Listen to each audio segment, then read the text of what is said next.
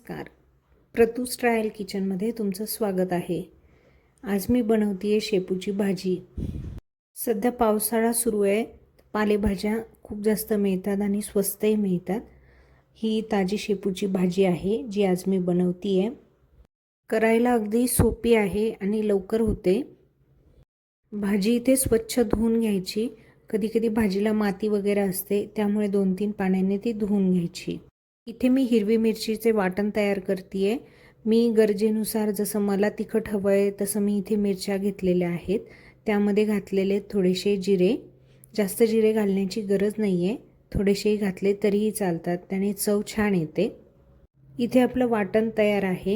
ही आहे मुगाची डाळ, जी मी ऑलरेडी भिजू घातलेली होती 15-20 मिनिट आधी. त्यानंतर भाजी मी इथे चिरून घेतली. जास्त बारीक चिरली नाही तरीही चालते, कारण की ती लवकर शिजून जाते आणि इथे भाजी कोवळी असल्यामुळे तिला जास्त बारीक चिरण्याची गरज नाही आहे. त्यानंतर कढईमध्ये तेल टाकायचं. कढई छान तापू द्यायची. त्यामध्ये तेल टाकायचं.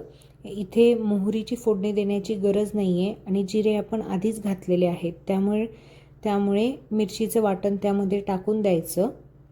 हे मिरचीचं वाटण छानपैकी तळू द्यायचं, थोडं लालसर होऊ द्यायचं. नंतर त्यात भिजवलेली डाळ टाकायची, मुगाची डाळ. ती पण थोडीशी आधी परतून घ्यायची. भिजवलेली असल्यामुळे ती लवकर शिजून जाते, जास्त वेळ लागत नाही. त्यानंतर यात घालायचं थोडंसं पाणी, कारण डाळ शिजायला पाणी लागते.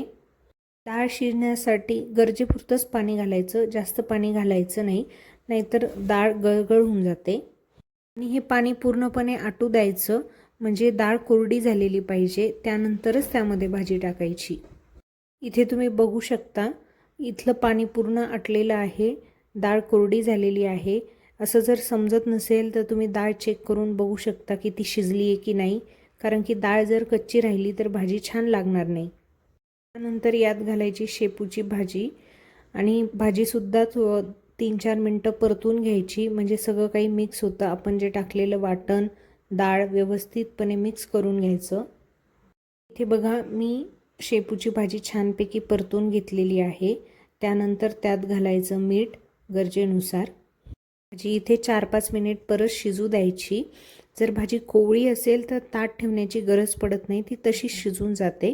पण जर शिजत नसेल लवकर तर तुम्ही ताट ठेवू शकता. अशा प्रकारे आपली भाजी इथे रेडी आहे. बघा किती छान दिसतीये. रेसिपी आवडली असेल तर नक्की कॉमेंट करून सांगा आणि चॅनलला सबस्क्राईब करा. आजच्यासाठी एवढेच. भेटूया परत एका नवीन रेसिपीसह. बाय.